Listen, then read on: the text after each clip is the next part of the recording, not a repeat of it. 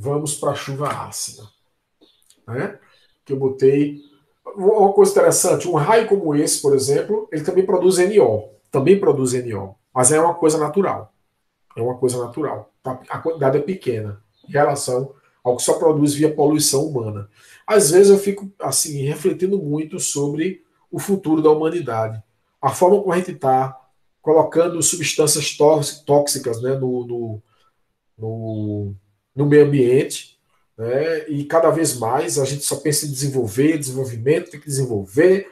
Desenvolver o quê? Desenvolver o nosso apetite por comprar coisas, para ter coisa, para não sei o quê. E esse negócio de desenvolver, desenvolver, porque tem que ter indústria, tem que no final vai dar em quê? Mais poluição. Só que o planeta vai ter um limite para tudo isso, né? Esse limite, eu acho que está cada vez mais próximo. Talvez eu não veja esse limite, mas eu acho que vocês vão ver esse limite.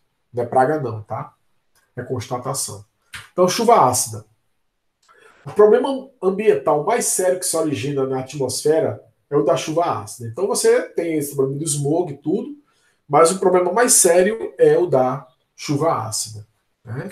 Esse termo abrange diferentes fenômenos como neblina e neve ácida, smog, o smog químico, tá certo? Então, quando você falar em neblina ou neblina ácida, né, é o smog químico. A neve, porque o que a neve é? É água, né? Mesma coisa. Então, é uma chuva sólida, vamos dizer assim. Então, vai ser, se o ácido está presente no ambiente, vai estar lá do mesmo jeito. E corresponde à precipitação atmosférica de ácido. Tá? Então, veja que os poluentes, principalmente o óxido de nitrogênio, eles vão subir na atmosfera de enxofre, vão subir na atmosfera, lá em cima vão encontrar água e vão precipitar junto com a água. Chuva ácida. Foi descoberto na Grã-Bretanha, para variar. Por que na Grã-Bretanha? Por que na Inglaterra? Por que na Grã-Bretanha seria, vamos dizer assim, a ilha toda, né? Por que na Grã-Bretanha se descobriu isso aí? Por quê? Porque onde ocorreu a Revolução Industrial? Né? Começou na Inglaterra. Então, os problemas ambientais também começaram lá. A consequência é essa. Né? Na década de 1880, há mais de 100 anos, que a gente sabe o que é chuva ácida. Só que ele foi esquecido até a década de 50. Por que foi esquecido até a década de 50? O que aconteceu na década de 50 para poder esse problema voltar a acontecer, para ele voltar a ser lembrado? O que aconteceu? O que vocês acham que aconteceu? Na realidade, não. Veja como a gente tem que saber um pouquinho de história. Não é saber muita história, mas um pouquinho. O que foi que aconteceu um pouquinho antes, na década passada, na década de 40, né? Que começou em 39, a Segunda Guerra Mundial.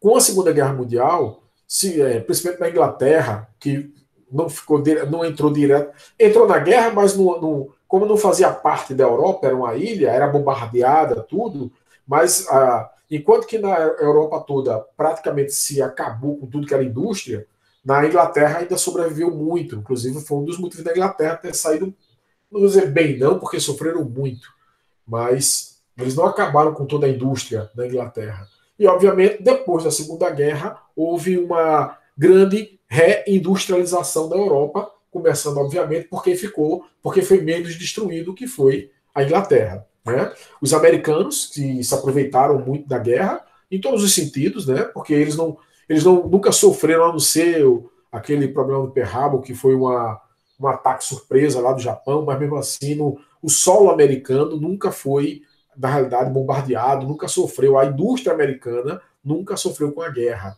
Né? Enquanto na Europa a indústria foi praticamente destruída com a Segunda Guerra. E aí começa a reindustrialização, e essa reindustrialização ela vai gerar novamente uma grande liberação de poluentes. Então, por isso que na década de 50 é que se volta a chamar a atenção esse problema da chuva ácida, principalmente em Londres. A chuva natural já é um pouco ácida. Isso aí a gente não pode esquecer. A chuva natural é um pouco ácida. Deixa eu pegar outra cor aqui, que essa cor é muito. Pronto, amarelinho está melhor. Ó, por que a chuva natural é muito ácida? Primeiro, existe CO2 no ambiente. Já existe CO2 no ambiente. O CO2, queira ou não queira, quando ele encontra com a água, né, parte dele, porque essa é uma reação que ocorre em equilíbrio, parte dele vai virar H2CO3, que é um ácido, que obviamente se ioniza, tudo isso em equilíbrio. Vamos botar aqui uma primeira etapa de equilíbrio, H+, e HCO3-, ou seja, libera H+. H+, para quem não sabe, a presença de H+, caracteriza o quê? Um ácido. Então veja que o CO2, entre todos os óxidos de não metais, todos não, mas a maioria, eles são capazes de reagir com a água produzindo ácidos, são chamados óxidos ácidos, né?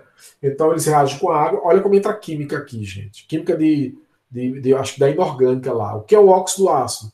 É um óxido que quando reage com a água, ele vai se transformar no ácido correspondente, tá? Então esses óxidos ácidos, eles que são responsáveis pela chuva ácida. Então, em suma, quem é responsável por chuva ácida?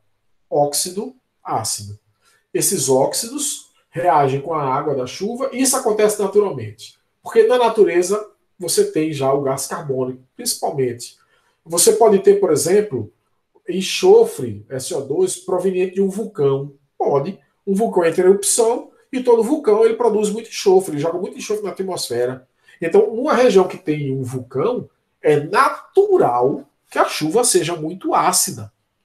O que não é natural é uma região que não tem vulcão nenhum, a chuva ser ácida. E é isso que acontece em algumas regiões do mundo. Você não tem vulcão nenhum, mas você tem a chuva ácida. Tá certo? Então, quem causa isso? É CO2 produzido de forma artificial. É CO2 produzido de forma artificial. Pois bem, esse CO2, principalmente, deixa a chuva um pouco ácida. Então é normal que você encontre água da chuva com pH 5. É normal que você encontre água de chuva com pH 6. É muito natural isso aqui em qualquer região que você esteja. Então lembra que o pH neutro é o pH quanto? 7. Abaixo disso ele já está ácido, né? pH 6, pH 5. Então isso aqui ocorre de forma natural. Vou apagar aqui para poder mostrar o resto aqui da apresentação. Certo? Pergunta, alguma pergunta até aqui?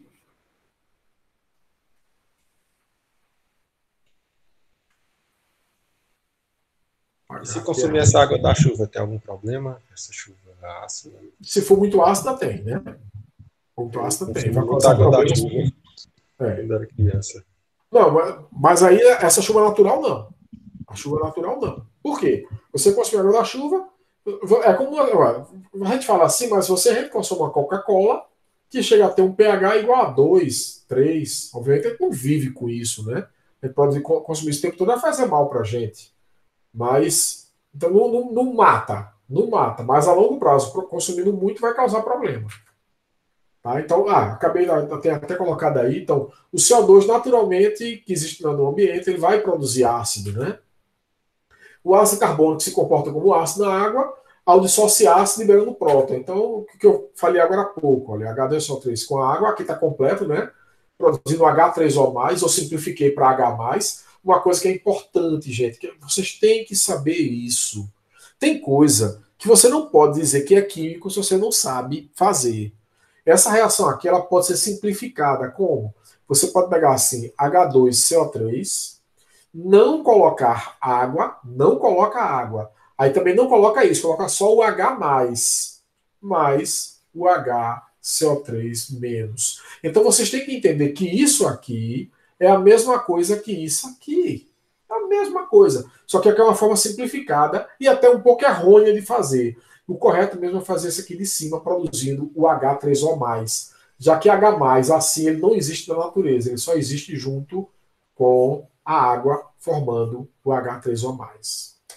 Bom, o que reduz, ele colocou aqui o pH em torno de 6,3. Né? Até 5 é aceitável um pH de água de chuva natural. Tem problema. Então, a chuva naturalmente ela é ácida. É normal que ela seja ácida. Então você não pode chegar e dizer assim, a água da chuva é neutra. Não, ela é ácida.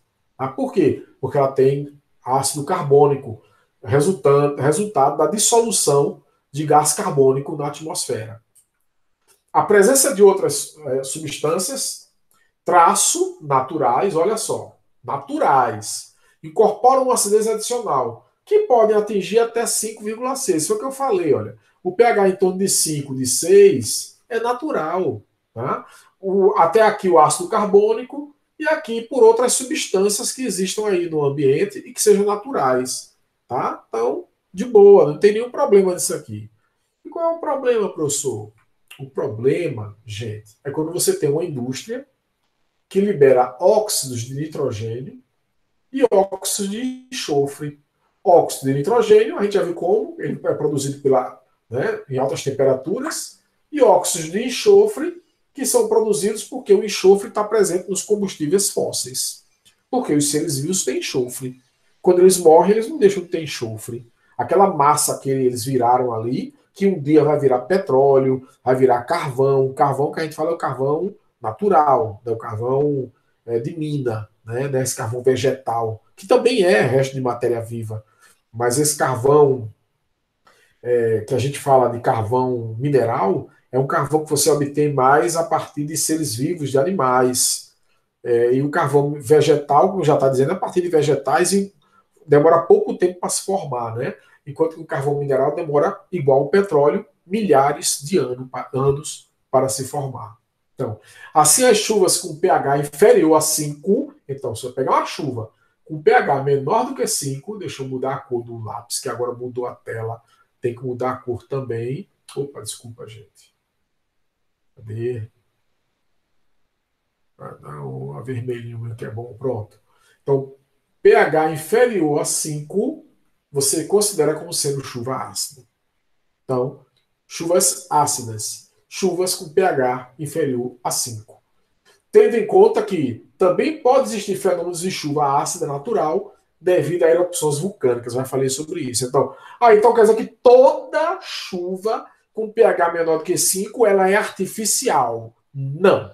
Em regiões vulcânicas, você vai encontrar chuva com pH inferior a 5, mas ela é uma chuva natural. Tá certo, gente? Bom, os dois ácidos predominantes são ácido sulfúrico e ácido nítrico, H2SO4 e HNO3. Tá? Esse aqui proveniente da reação de óxidos, como o NO2, esse aqui proveniente da reação de óxidos, como o SO2. Lembrando que o SO2, naturalmente na atmosfera, na presença de oxigênio, ele oxida formando SO3. E o SO3, quando reage com o ácido sulfúrico, H2SO, com a água, quando reage com a água, H2O, ele vira é só somar aqui, só juntar tudo. H2SO4. Então são reaçõezinhas que só somar. Aqui não está balanceado, né? Que seria 1,5, ou balanceava aqui 2 e 2. Essas reações aparecem muito em questões, em provas, é bom conhecê-las, né? Então, SO2 mais água vira H2SO4, que é o nosso querido ácido sulfúrico. Só que a diferença, enquanto que o ácido carbônico da chuva natural, H2CO3, é um ácido que é extremamente fraco, o H2SO4 é um ácido que é extremamente forte. Daí, pequena quantidade dele vai gerar uma grande quantidade de chuva ácida. Tá certo? Os óxidos de nitrogênio, eles são chamados normalmente de NOx. Tá? Então, quando você vê o termo NOx, se refere principalmente ao NO e ao NO2. Sendo que o NO2 com a água é que vai virar o ácido nítrico. Tá certo? Então, só para vocês entenderem isso aí. Ainda tem uma coisa aqui embaixo, acho que dá para ler aqui. Assim, as chuvas ácidas que afetam a Noruega, a Suécia ou a Holanda vêm de outros países da Europa, geralmente os países orientais. É mais uma curiosidade. É porque, às vezes, a chuva ácida, esses ácidos, eles são formados durante o transporte de poluentes primários e geralmente precipitam longe da sua fonte. Né? Isso assim, para a gente aqui no Brasil, a gente não tem essa importância, porque a gente está dentro do país, então São Paulo produz muita chuva ácida, afeta a vizinhança toda dele, mas está tudo dentro do Brasil. na Europa, os países são minúsculos, são do tamanho dos nossos estados. Então, como os países são pequenos, né, muitos até menores do que alguns estados nossos, um país produz a poluição que vai cair em outro país. Então, aí o problema já é maior, né, como ele está dizendo aqui. Ó. Então, países que não são tão industrializados, como, por exemplo, Noruega, Suécia, Holanda, eles recebem de outros países da Europa, geralmente os mais orientais, né? Eles recebem essa poluição, então eles não produzem, mas eles sofrem com essa poluição. Tranquilo até aqui, gente? Fontes de enxofre. Eu vou falar sobre isso aqui e a gente encerra. Aí na próxima semana eu vou gravar a continuação dessa aula, certo? E passo para vocês os exercícios. Tranquilo? Em escala global, a maior parte do CO2 é produzida por vulcões, então é natural. E pela oxidação de gases de enxofre causada pela decomposição de plantas. Então também a partir de plantas, mas é uma quantidade pequena. Tá? Então pode ser que um vulcão libere SO2, pode ser não. Ele libera SO2 com certeza. A principal fonte, inclusive, um dos motivos de se dizer que o inferno cheira a enxofre, que o demônio tem cheiro de enxofre, aquela história toda de associar o inferno com enxofre, é porque os vulcões liberam enxofre, liberam muito SO2. Então se fez aquela ligação, como se o vulcão fosse uma ligação direta com o inferno. Então os gases estão saindo ali do inferno. Então se criou essa ideia de associar a presença do enxofre com o demônio, ou com o que vem do inferno, vamos dizer assim, obviamente nessa perspectiva de inferno sendo lá embaixo. Né? Em escala global, então já li isso aí, a principal fonte antropogênica, o que danado é a fonte antropogênica. Gênica, já falei para vocês, acho que eu já falei, vem de Gênesis. E o que é a Gênesis? É o início, é quem gera, é a geração. Então, antropo vem de homem, no sentido de ser humano. Né? Não vou ser machista aqui, não. No sentido de ser humano. Né? Então, antropogênica, gerada pelos seres humanos. Né?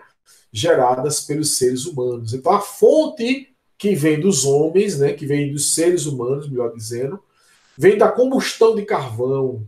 Então veja que ele não fala nem muito aqui, porque aqui a gente acha assim, não, mas os carros também liberam.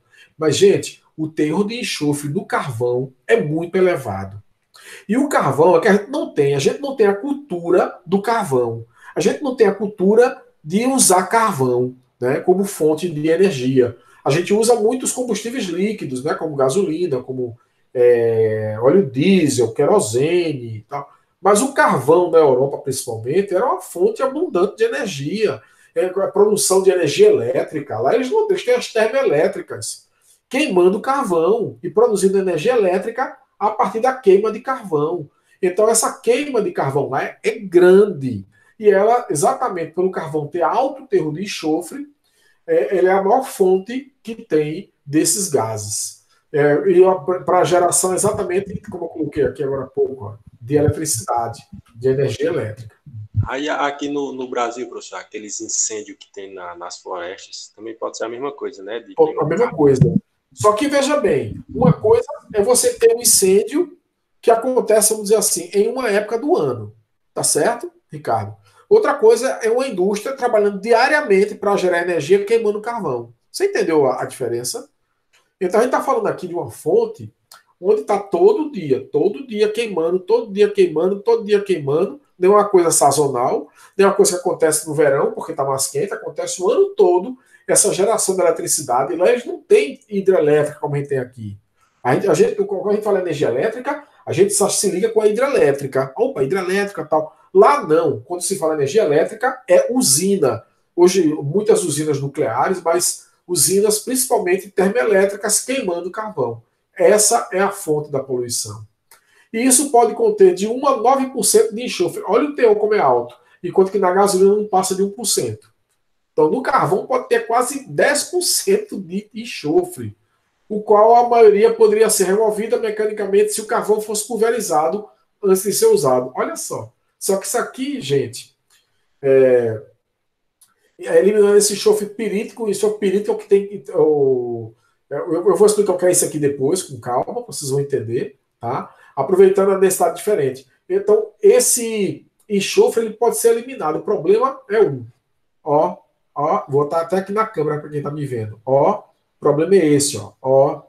Custo para fazer isso, tá? Então, se você fizer isso, você aumenta o custo da energia. Resultado, não se faz. Se queima o carvão, se coloca filtros lá, só que os filtros têm um limite também para segurar essa poluição. Então, eu queria só que vocês ficassem com essa ideia do que causa chuva ácida, né? Do que quem são os elementos químicos envolvidos nisso aí, as reações básicas, tá?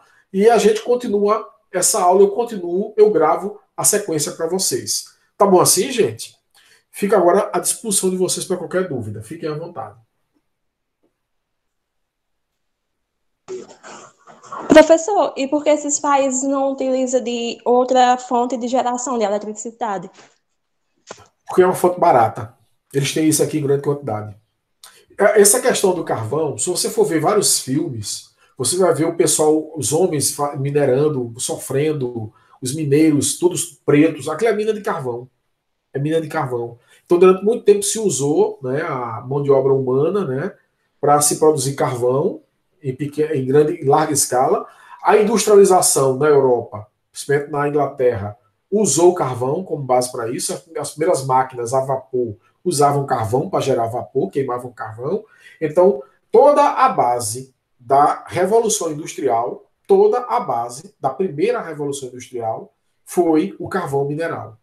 Então, o carvão sempre foi muito abundante, sempre foi muito barato, é como o petróleo para a gente. O petróleo para a gente é abundante, a gente tem petróleo à vontade aí. A gente não usa porque não quer.